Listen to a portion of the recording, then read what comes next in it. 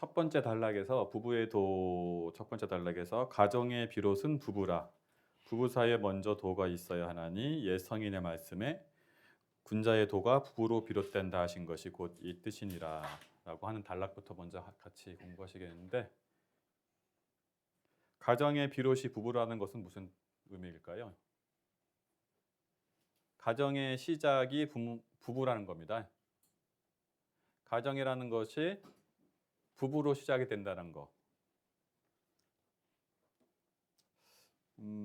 전통적인 그 가족의 관점에서 가족은 이제 이성 간의 결혼에서부터 시작하기 때문에 가족의 시작이 부부다라고 하는 건데, 우리 사람들도 발달 단계가 있잖아요. 뭐 영유아기, 유아기, 뭐 어린이, 청소년, 성인 이렇게 가는 것처럼 가족도 발달 단계가 있고 생활 주기가 있습니다. 이때는 역할이 서로 이제 배분이 중요해요. 자기 혼자서 다 하고 살았다가 결혼을 하게 되면 서로 역할 배분을 해야 되잖아요. 서로 이것은 누가 해야 되고 저것은 누가 해야 되고, 예. 이거에 대한 서로 간의 이제 가족의 역할 정립 및 배분의 문제, 그리고 가족에 대한 장기적인 계획 문제. 결혼했으니까 장기적으로 내가 어떻게 살아가겠다.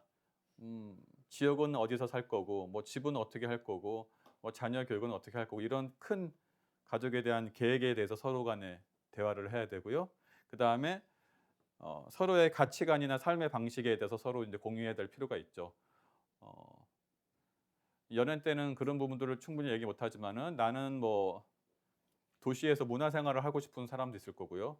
나는 시골에서 조금 자연 환경이 좋은 데서 살고 싶은 사람도 있을 테고, 예.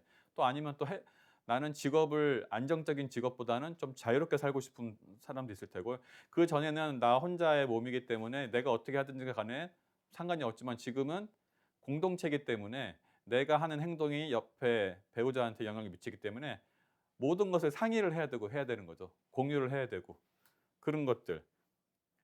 이게 가족 형성기구. 부모 전이기는 어떤 식일까요?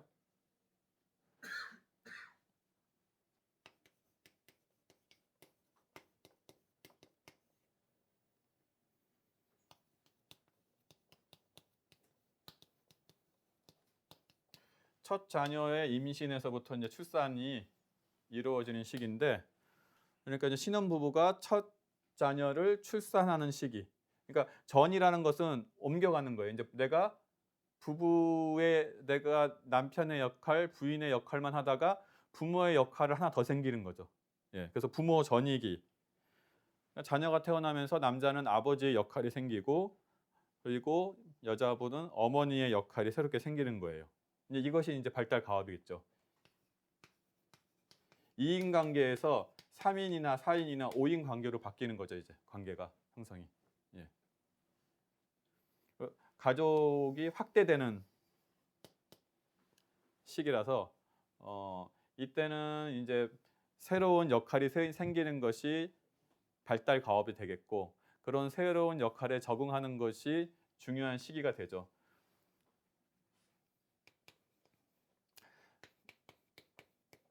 첫 자녀가 초등학교를 다니는 시기예요. 예. 보통 그래서 첫 자녀가 이제 한 6세에서 한 11세 만으로, 예. 12세, 예. 초등학교 다니는 시기. 예. 이게 이제 3단계인 자녀 학령기고요. 자녀가 초등학교를 다니는 시기. 이때는 어떤 발달 가업이 좀 중요할까요? 이때는 우리 세전을 보면 태교의 도잖아요. 그렇죠? 태교의 도. 네. 이때는 세전으로 보면은 유교의 도. 네.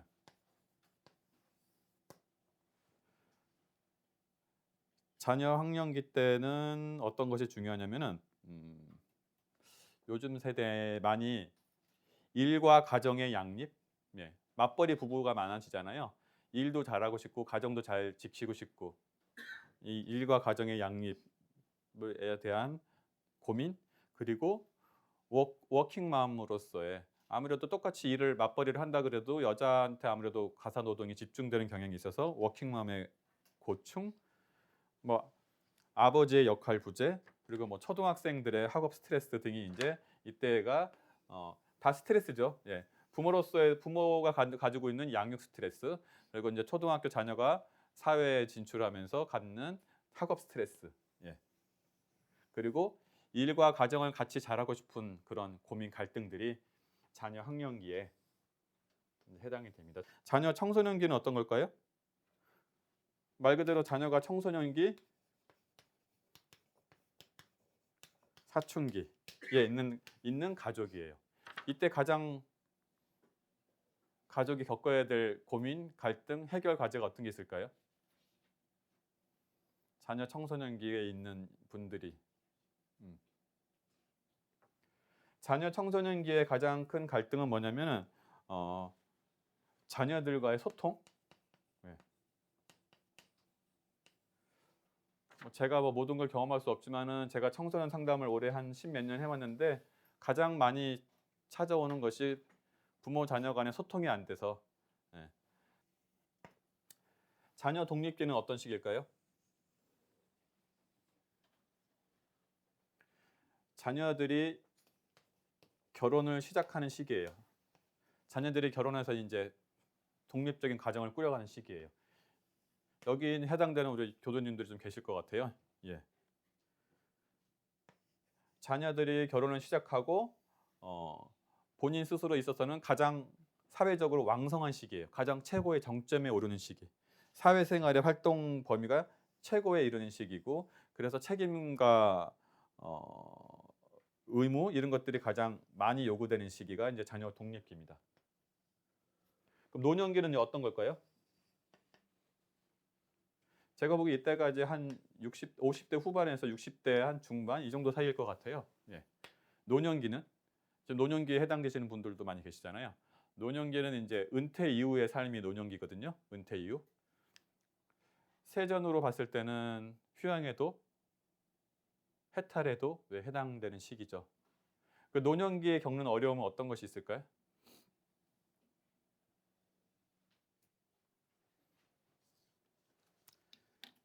노년기에 보면 우리나라가 전 세계에서 노인 우울증이 1위예요. 예.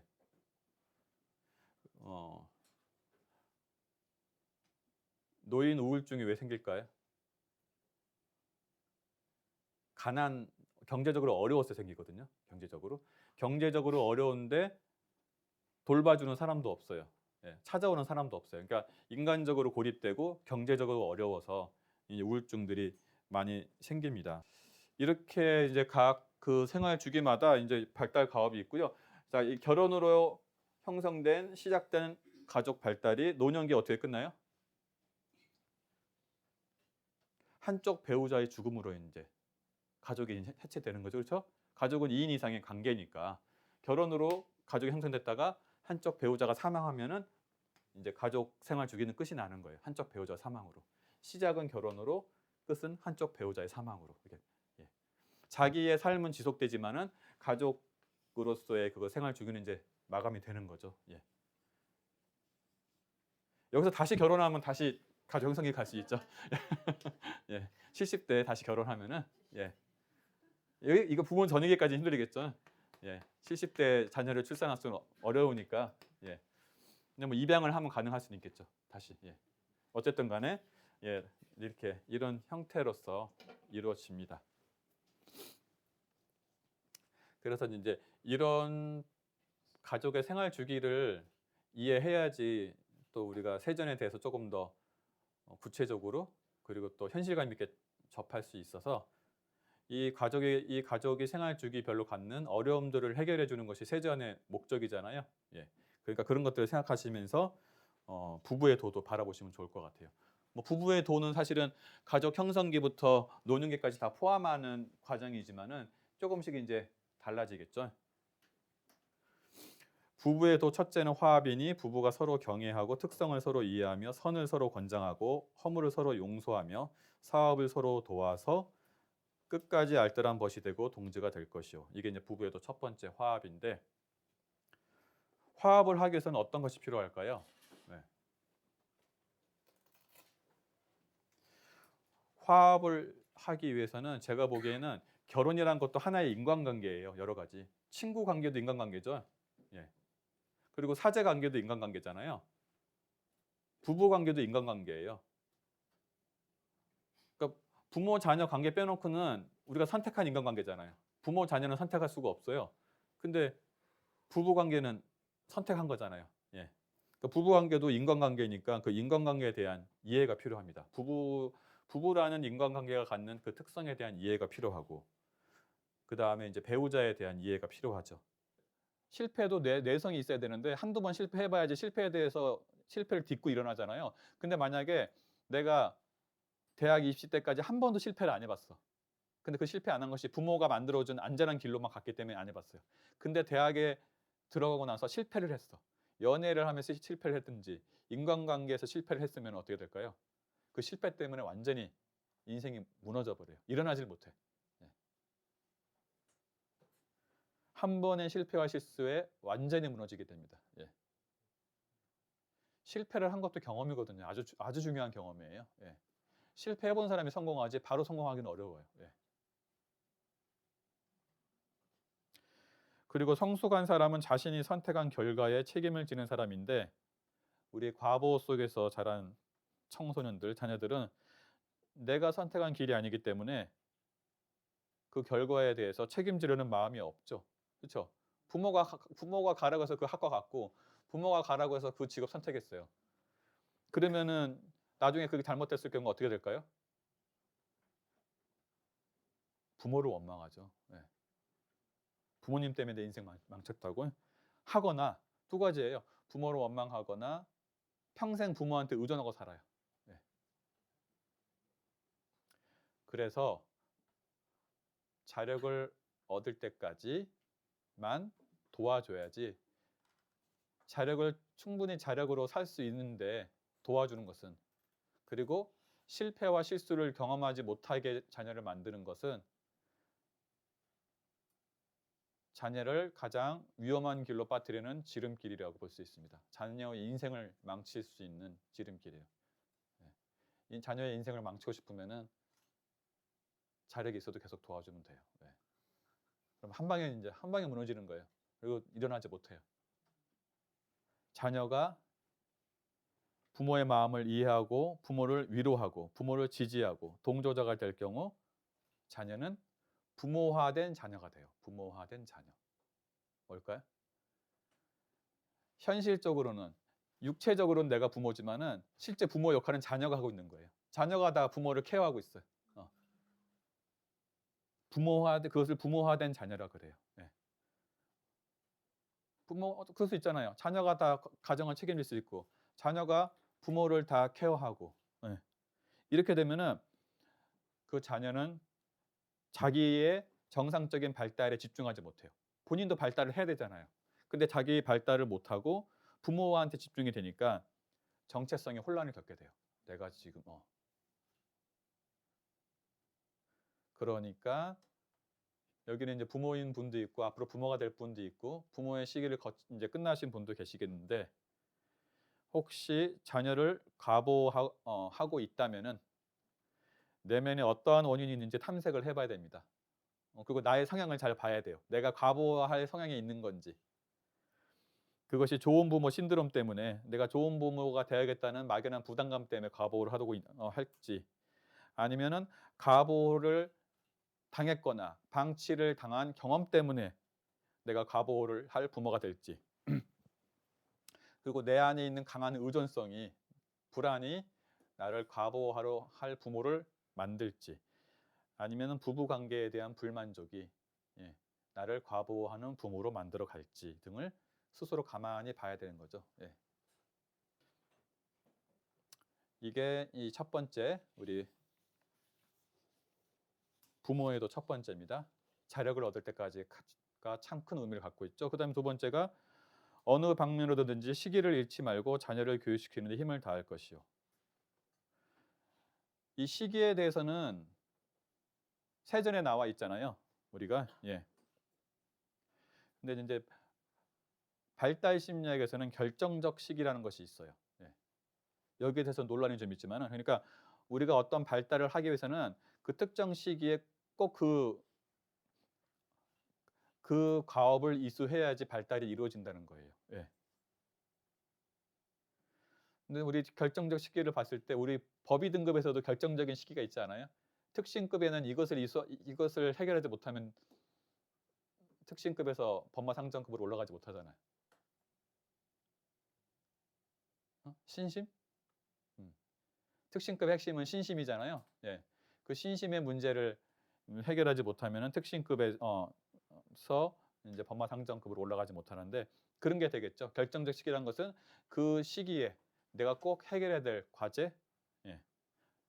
이것이 어느 방면으로든지 시기를 잃지 말고 자녀를 교육시키는 데 힘을 다할 것이오고, 세 번째는 자녀로 하여금 한 가정에 얽매이지 아니하고 널리 공도에 공헌하도록 희사하여 인도 정의를 빠짐없이 밟으며 제도 사업에 노력하게 할 것이요. 대부분의 교무님들은 부모님의 니나 스승님의 염원으로 출가를 하게 됩니다. 네. 부모님의 반대를 무릅쓰고 출가를 하는 경우도 있지만은 대부분은 이제 부모님과 스승님의 염원으로 출가를 해주는데, 처음엔 그것을 잘 몰라요. 스스로 힘으로 된 것 같지만은 염원해 주는 누군가가 분명히 이제 있습니다. 언젠가 교도님으로부터 이런 얘기 들은 적도 있어요. 늘 여기 계신 법사님들은 늘 기도를 하세요. 대부분 늘 자녀를 위해서 자녀와 가족을 위해서 기도를 하고 있는데 어느 날 좀 몸이 안 좋아서 기도를 빼먹었더니 아무 관심이 없는 줄 알았던 자녀가 오늘 왜 기도 안 가냐고 옆에서 네, 뭐라고 했다고 그러더라고요. 그러니까 자녀가 안 보고 있는 것 같지만은 부모가 공들이고 있는 것은 자녀가 다 보고 있어요. 예. 본인은 기도 안 하지만은 자기를 위해서 기도하는 부모님이 또 기도 안 하는 것은 또 못 봐요. 예. 믿고 있는 거죠. 예. 그러니까 여러분들이 하고 있는 기도가 얼마나 중요한가. 예. 그리고 여기 계신 분들이 얼마나 많은 분들의 기도와 염원을 통해서 이 자리에 있게 된 것인가 생각이 됩니다. 그래서 자녀가 건강하게 살고 부자가 되기를 위해서 염원하고 기도하는 것도 좋지만은 자녀가 큰 성자가 되기를 염원하는 것만큼 자녀에게 좋은 기도가 있을까? 그런데 기도만 하는 것은 진리불공이고 실지불공도 함께 해야 됩니다. 부모가 평소에 제도 사업하는 모습을 보여줘야 됩니다. 부모가 제도 사업하는 모습을 보여줄 때 자녀도 부모의 길을 따라가게 됩니다. 저는 다른 사람과 이렇게 나누는 것에 대해서 좀 인색했어요. 예. 그냥 혼자 조용히 남한테 피해 주지 말며 살자라는 주의였는데 저희 정토나 그리고 장인 장모님이 나누기를 참 좋아하시더라고요. 예. 때로는 너무 많이 잘 나누셔서 마음이 좀 이렇게까지 할 필요가 있을까라는 마음이 들 때도 있었어요. 근데 평소에 무엇이든지 생기면은 다른 사람과 항상 잘 나누는 모습을 보여줬기 때문에 자연스럽게 저희 이제 두 딸과 저도 나누는 것에 좀 어느 정도 익숙해졌습니다. 그래서 이 세 번째는 그 기도를 통한 염원과 함께 실제로 자녀들한테 그 봉사하고 시사하는 모습을 자연스럽게 보여주는 것도 중요하다라는 말씀을 드립니다. 마지막으로 자녀의 효와 불효를 계교하지 말고 오직 의무로서 정성과 사랑을 다할 것이니라. 자녀의 효와 불효를 계교한다는 것은 자녀가 지금 내가 나한테 효를 하고 있는지 불효를 하고 있는지 계속 따지는 거예요. 계산을 하고 있는 거예요. 그래서 자녀가 나한테 내 기준에 맞게 효를 하면은 자녀에 대해서 좋아하는 마음을 내고, 자녀가 내 기준에서 좀 모자라면은 불효한다고 생각해서 서운한 마음을 일으키는 것을 계교라고 해요. 계산한다는 거. 예. 근데 자녀를 키운다는 것은 투자도 아니기 때문에 보상 심리가 작용해서는 안 됩니다. 여기 이렇게 나오죠. 오직 의무로서 정성과 사랑을 다해야 한다라고 합니다. 자녀를 키울 때 마음에 무엇인가가 하나 있으면은 무엇인가를 해주길 바라는 기대 심리가 작동하고, 특히 자녀를 위해서 내가 희생했다는 마음이 있으면 보상 심리가 작동합니다. 그래서 이 기대 심리와 보상 심리가 작동을 하게 되면은 서운한 마음과 원망하는 마음이 일어납니다. 그 마음 안에는 내가 너를 어떻게 키웠는데라는 마음이 일어납니다. 자력이 없을 때 자녀를 보호하고 양육하는, 그리고 이 오늘 배웠던 부모의 도를 다하면은 자녀는 자연스럽게 자녀의 도를 다하게 될 것입니다. 그래서 이게 뭔가 거래가 되는 것이 아니라 나는 단순히 내가 할 도력을 다했을 뿐인데 자연스럽게 자녀도 스스로 마음이 일어나서 자녀의 도를 다하는 이런 좀 자연적인 자연스러운 선순환 구조가 만들어지게 됩니다. 그래서 오늘 이렇게 지금 4가지 부모의 도에 대해서 말씀을 드렸습니다. 첫 번째가 뭐였죠? 예, 자력을 얻을 때까지.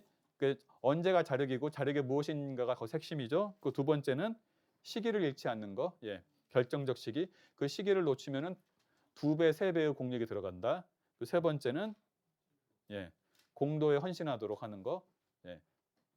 그래서 자녀를 위한, 자녀가 성자가 되기 위한 기도를 많이 하고 내 스스로 제도 사업하는 모습을 많이 보여줘야 된다. 네 번째는 자녀의 효와 불효를 계교하지 말고 보상 심리, 기대 심리를 없애고 나는 그냥 내 부모의 도를 다하면은 자연스럽게 자녀는 자녀의 도를 다하는 선순환 구조가 만들어진다 하는 말씀으로 오늘 정리를 했습니다.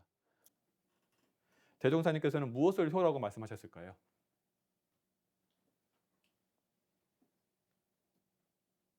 정산종사님은 대종사님께서 밝히신 효를 이렇게 설명하셨습니다. 효라고 하는 것은 무슨 일이나 보온의 도를 행하는 것은 다 효에 속한다.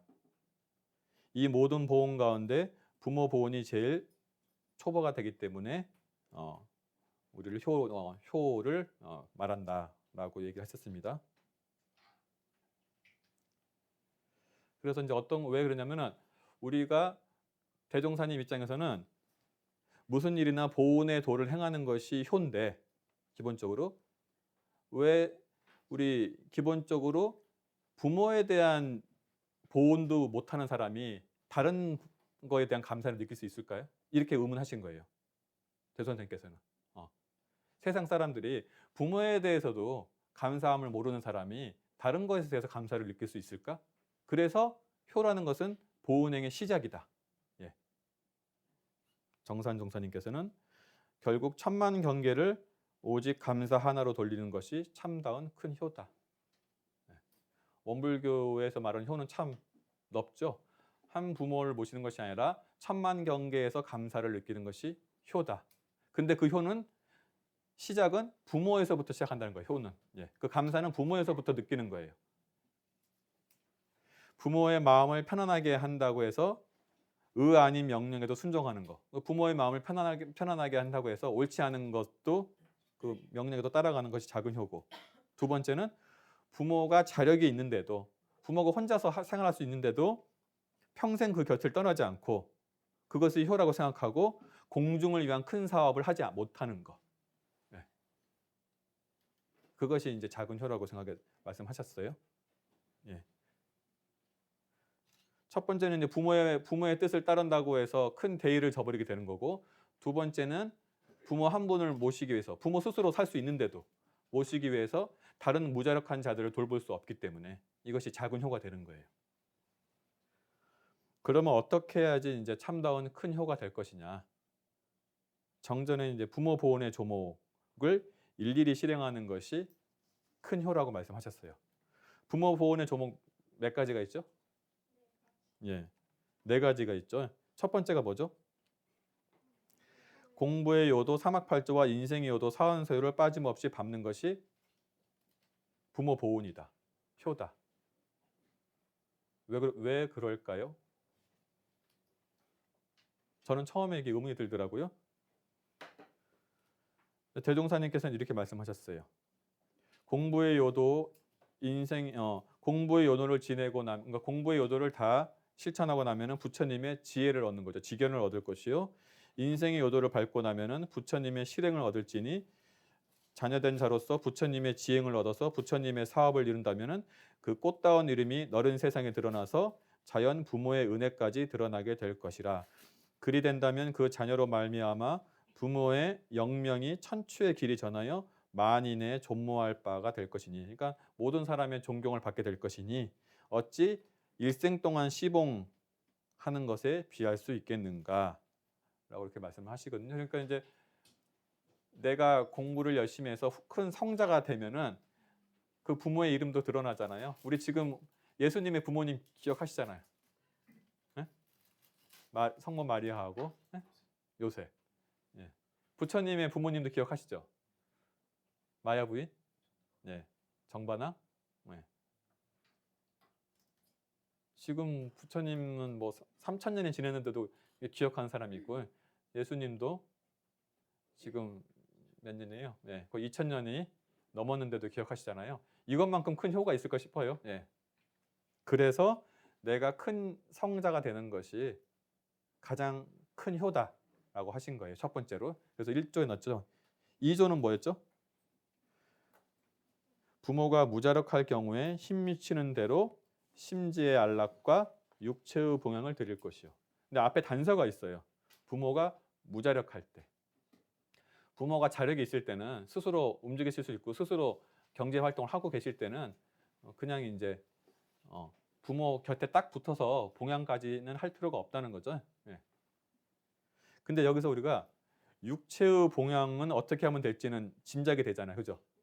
짐작이 되시죠? 그럼 육체의 봉양에 대해서는 제가 따로 말씀드릴 필요가 없을 것 같은데 심지의 안락은 어떻게 드릴까요? 부모님한테 효도하는 것이 첫 번째는 내가 성자가 돼서 부모님의 이름을 드높이는 거고 두 번째는 육체의 봉양과 심지의 안락을 하는 거예요. 육체의 봉양은 육신을 편안하게 해드린 거고 심지의 안락은 마음을 편안하게 해드리는 건데 어떻게 하는 것이 마음을 편안하게 해드린 걸까요?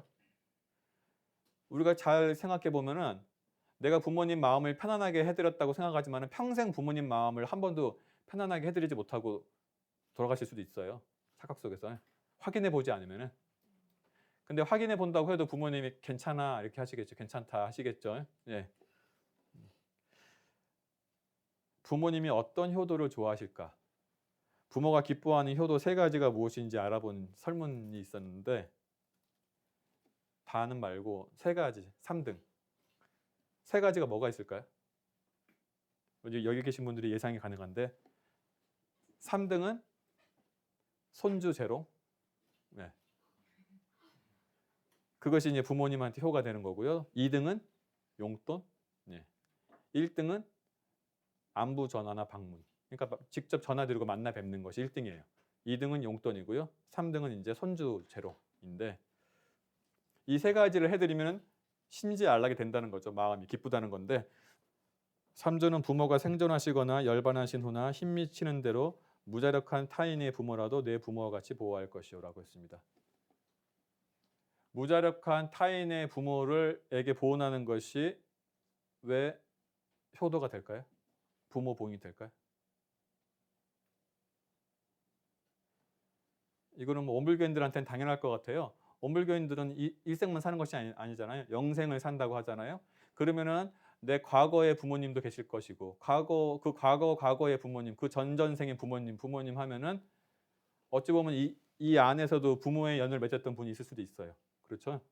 그리고 내생의 부모가 될 분도 여기 계실 수도 있잖아요. 그죠? 네? 그동안 과거의 때 부모, 앞으로 부모가 될 분들 따지면은 내가 어느 분이 내 부모에 있었고 어느 부분이 내 부모가 될지 알 수 없으니까 그냥 무자력한 분들한테 다 보온을 하면은 내 과거의 부모님한테 보온한 것이 될 수 있고 또 혹은 내 미래의 부모님한테 보온하는 것일 수도 있죠. 꼭. 우리가 눈에 보이는 분한테만 하는 게 아니잖아요. 원불교에서는. 그렇기 때문에 무자력한 타인의 부모한테도 보온을 하는 것이 부모 보온이 되는 것입니다.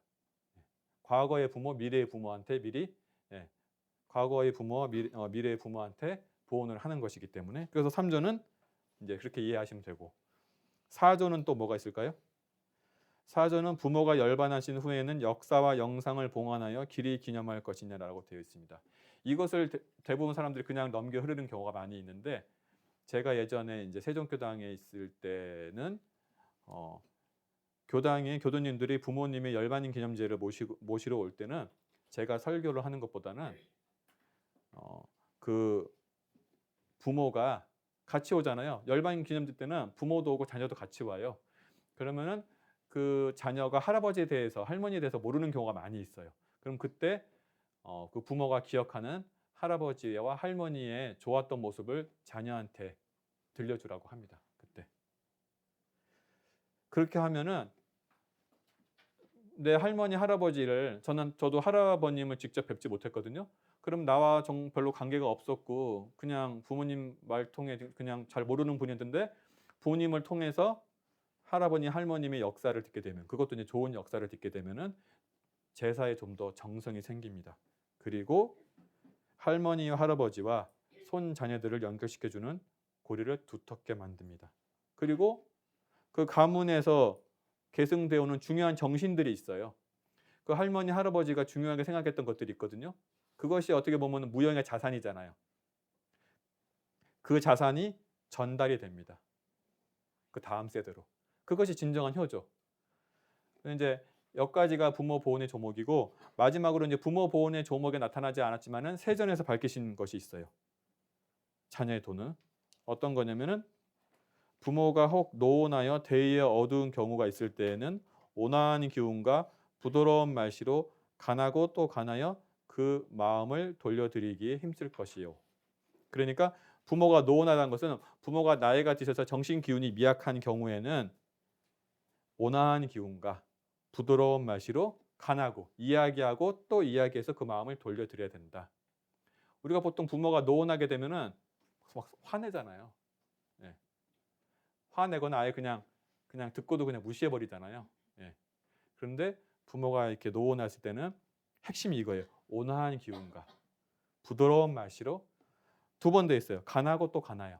그러니까 한 번 해서 안 되거든요. 이야기하고 또 이야기해서 그 마음을 돌려드리는 것. 이것이 이제 상당히 중요한데 부모 자식 관계는 천륜이잖아요. 천륜이라는 것은 하늘이 맺어준 인연이에요. 그렇다면 어떤 거냐면 내가 싫다고 해서 힘들다고 해서 버릴 수 있는 관계가 아니에요. 네. 부모 싫다고 해서 내가 버리면 부모 자녀 관계 없어지나요? 부부 관계는 되죠. 부부 관계는 이혼하면 남남 되잖아요. 천륜은 아니에요. 인륜이지. 예. 내가 싫다고 힘들다고 버릴 수 있는 관계가 아닌 것이 천륜이고 거역할 수도 없고 부정할 수도 없는 관계가 부모 자녀 관계예요. 그것을 천륜이라고 하는데 공자나 맹자가 옳은 것과 그른 것을 몰라서 아버지를 숨겨주고 아버지를 업고 도망가겠다고 한 것은 아니겠죠. 예. 순서가 있는 거예요. 천륜을 저버린다는 것은 인간다움을 저버리는 것이고 그 인간다움이 없는 가운데 세워진 옳음, 원칙, 법을 가지고는 세상을 은혜롭게 만들 수 없어요. 세전 자녀의 도를 한 문장으로 요약한다면은 작은 효에만 머무르지 말고 참다운 큰 효를 하자는 것이고 참다운 큰 효는 천만 경계에서 감사 생활을 하자는 것입니다. 한번 정리해 보면은 근데 우리가 생각해 보면은 그렇다고 해서 작은 효도 무시할 수는 없어요. 작은 효도 못하고 사는 사람도 많잖아요. 예. 다만 이제 우리가 작은 효에만 머무르지 말고 큰 효를 하자는 것입니다. 형제 자매는 같은 환경에서 함께 자랐기 때문에 서로 가장 잘 의지할 수 있는 존재인 동시에 영원한 경쟁자이기도 합니다. 성인이 돼서 작은 문제로 서로 다투기도 하고 심한 경우에는 복수극을 벌이기도 하고 어떤 경우에는 이제 죽음에까지 가는 경우도 있죠. 과거에서부터 현재까지 계속 그래왔습니다. 가족을 보면 우수한 아이와 열등한 아이 혹은 부모에게 사랑받는 아이와 사랑받지 못한 아이 간의 불평등이 엄연히 존재하죠. 네. 모르겠어요. 부모 입장에서는 평등하게 사랑을 준다고 하는데 자식의 입장에서는 그렇게 안 느끼는 것 같아요. 아니면은 제가 보기에는 부모가 평등하게 사랑을 못 주는 것 같기도 하고요. 네. 제 자신을 보니까 평등하게 주지는 못하는 것 같아요. 네. 아무래도 조금 똑같이 가진 않잖아요. 네. 엄연히 불평등이 존재합니다. 그러나 모든 자녀는 자신도 다른 형제 자매처럼 부모에게 인정받고 사랑받고 싶어 하죠. 그 마음은 똑같잖아요. 예. 사랑은 다르게 갈 수 있지만 사랑받고 싶은 마음은 똑같아요. 자녀들이. 그리고 때로는 자기가 독차지하고 싶은 마음도 있어요. 그런데 어렸을 때 그것이 이루어지지 않으면 슬픔과 분노와 원망이 한데 뒤섞여서 불안한 정서가 싸게 틉니다. 이제.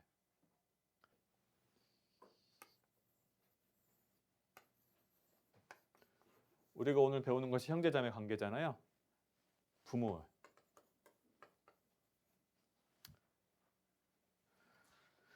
형제자매 간의 관계를 더 복잡하게 만드는 것이 부모인데, 그래서 많은 심리학자나 사람들이 형제관계는 본질적으로는 이인관계가 아니라 삼각관계다라고 합니다. 이 말 이해가 돼요, 여러분? 내가 형제자매 관계가 나하고 형제 사이 둘만의 관계인 것 같지만은 실제로 보면 삼각관계인 거예요. 그 뒤에 부모의 그림자가 다 숨어 있어요. 예. 형제관계는 본질적으로 삼각관계입니다. 그래서 둘이서만 해결할 수가 없어요. 예. 부모가 항상 뒤에 도사리고 있어요. 관계. 예. 그래서 다시 한번 말하지만은 형제자매 관계는 본질적으로 이인관계가 아니라 삼각관계이다 라는 것이 핵심입니다. 그래서 건강한 형제자매 관계를 위해서는 건강한 부모-자녀 관계가 반드시 선행돼야 돼요. 형제들이 있어요, 부모 입장에서. 그러면서 이거 너희들이 이렇게 싸우지 말고 잘 지내. 맨날 그 자녀들한테 너희들이 잘 지내. 부모가 다 싸우게 만들어 놓고 나서 원인 제공을 하고 나서 너희들 잘해, 너희들이 문제 이렇게 하면 부모가 한쪽만 편애한다거나 잘못된 방식으로 교육을 이렇게 자녀 입장에서 차별감을 느끼고 질투심을 느끼고 박탈감을 느끼고 피해의식을 느끼게 해놓고 나서 왜 이렇게 싸우냐, 너희들이 문제다라고 하는 것은 본질을 모르는 거죠.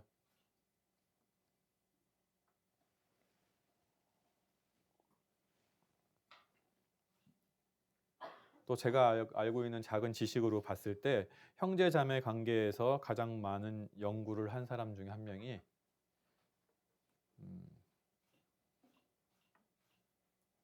정신의학자인 알프레드 아들러라는 사람이에요. 그 사람이 핵심 이론이 이제 이 우월감과 열등감 이론이에요. 그리고 출생 순위라는 것이 있어요. 자녀의 출생 순위에 따라서 성격이 다르게 형성된다는 거예요. 그래서 그는 이제 아들러는 인간의 행동을 부추기는 가장 큰 원동력으로 우월해지려는 우월감과 열등감이 이제 인간을 움직이는 동기 기본으로 봤고, 이 우월감과 열등감은 형제자매 관계에서 시작된다고 본 거예요. 우리가 가장 태어나서 처음에 우월감과 열등감 느끼는 사람이 누구겠어요? 저 멀리 떨어진 사람은 아니잖아요. 형제자매거든요. 우월감과 열등감의 시작은 형제자매예요. 근데 그 우월감과 열등감의 시작이 어떻게 형성이 되냐? 출생 순위에 따라 달라지는 거잖아요. 자, 첫째 아이의 성격을 한 문장으로 표현하면은 어떤 거냐면은 낙천적이고 친절한 대인배. 저는 첫째의 성격을 이제 한 문장으로 한 거고, 이것을 다시 한 단어로 바꾸면은 약간 허당인 것 같아요. 허당 기질이 좀 있어요, 첫째가. 기본적으로. 그래서 뒤에 얘기하겠지만은 사업 실패하는 거 보면 거의 첫째가 많이 실패를 해요.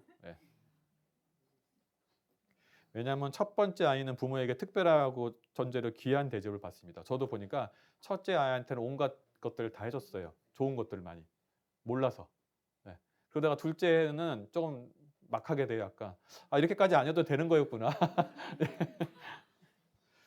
첫째는 막 조금만 울어도 가서 막 보고 하다가 이제 둘째가 되면은 뭐 울어도 그냥 좀 이따가 내일 할 일을 하다가 좀 가기도 하고 이렇게 돼요. 좀 바뀌는데, 첫째는 귀한 대접을 받죠. 왜냐하면 부모가 아직 육아에 대한 경험이 없기 때문에 정말로 최선을 다해서 열정적으로 살피게 됩니다.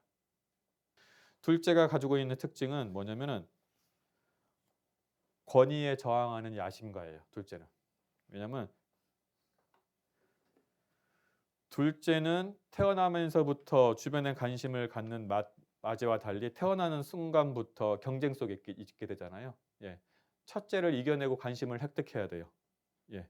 항상 압박을 받고, 그리고 항상 이제 누나나 형이나 누나를 이겨내야 되기 때문에 그 경쟁으로부터 시작합니다. 그래서 이제 그것이 이제 둘째의 성격에 영향을 미치는데, 어떤 것이 미치냐면은 둘째 같은 경우에는 첫째의 약점을 찾는 요령을 발달시켜요. 예. 첫째의 실수를 자기의 보호감으로 삼아요. 예. 제가 보니까 제 둘째가 첫째의 약점을 저한테 상당히 많이 얘기해요. 예. 그리고 첫째가 실패한 것을 자기는 성공시켜 가지고 부모한테 칭찬을 받아냅니다. 예. 이런 성향들이 있어요. 그리고 둘째는 첫째나 막내보다 부모의 사랑을 더 적게 받았기 때문에 부모가 조금 관심을 덜 가져줘도 그거에 대해서 불만이 좀 나중에 적어져요. 예. 이렇게 이제 가는 거 둘째고, 이제 세 번째 막내가 있어요. 마지막으로 막내가. 막내의 성격을 한마디로 표현하면 뭘까요? 귀여움. 사회성으로 표현돼요. 막내 첫째가 제일 사랑을 많이 받을 것 같지만은 일반적으로 막내가 가장 사랑을 많이 받거든요. 막내 첫째는 외동이 아닌 이상 둘째가 태어나고 셋째가 태어나면은 둘째는 셋째로 애정이 넘겨가지만은 막내는 부모가 살아있는 한 평생 애정과 관심을 누릴 수가 있어요. 부모의. 그래서 이제 막내들이 보통 이제 느긋한 성격이 되기 쉽고, 또 막내는 둘째와 달리 첫째한테 대항하려 하지 않아요. 예. 첫째나 둘째에게 내가 힘으로 맞설 수 없다라는 것을 일찍 파악해요. 예. 그래서 둘째는 첫째와의 대항을 통해서 쟁취한다면은 셋째 막내는 충돌을 피하면서 자기 이속을 챙기는 능력이 뛰어납니다. 그것이 이제 사회성이죠. 예. 그리고 셋째는 첫째나 둘째를 많이 관찰을 해요. 보통 혼낼 때 첫째를 혼내고 둘째를 혼내잖아요. 그래서 첫째가 혼난 거 보고 둘째가 혼난 걸 보고 나서 나는 이렇게 안 하면 하기 때문에 인간관계가 어떤 식으로 이루어지는지를 알게 됩니다. 그래서 이제 셋째가 사회성이 좋고 그런 것들이 이제 뛰어나다고 하죠. 반면에 이제 셋째 같은 경우 이제 지나치게 이제 부모의 가보 속에 있게 되면은 의존성과 이제 중독에 빠지기 쉽다고 해요. 그래서 알코올 중독에 빠지는 것을 봤을 때는 막내가 가장 많다라는 이제 통계가 있습니다. 정산 종사님께서는 맨 앞에 강조하신 것이 있어요. 뭐죠? 제일 첫 번째 문장에 형제는 한 기운을 받아서 한 기운으로 자라났다고 했어요. 이것이 저는 상당히 중요한 의미가 있다고 봅니다. 왜냐하면은 저는 형제 자매는 비슷한 업을 지었다고 생각해요. 예. 그리고 서로 녹여야 될 비슷한 업장들을 공유하고 있다고 생각해요. 예. 그래서 서로 한 기운으로 자랐고 한 기운을 받았으니까 서로 비슷한 업을 지었고 서로 녹여야 될 비슷한 업이 있습니다. 그것을 절대 외면하지 말고 어떻게 해서든지 그 매듭을 풀고 해결을 해야 돼요. 그래야지 혈연이 법연이 되어서 서로가 진급할 수 있는 길이 열리는데, 안 그러면은 가장 가까운 사이에서 원수가 생기고 가장 가까운 사이에서 이제 지옥 생활을 할 수가 있는 겁니다. 그래서 이제 정산 종사님께서 형제 자매는 한 기운으로 나고 한 기운으로 자란다고 한 겁니다. 그 본의를 잘 살려서 혈연이 법연이 되고 진급하는 인연으로, 상생하는 인연으로 갈 수 있도록 공들이시기를 기원드리면서 오늘 설교 마치도록 하겠습니다. 감사합니다.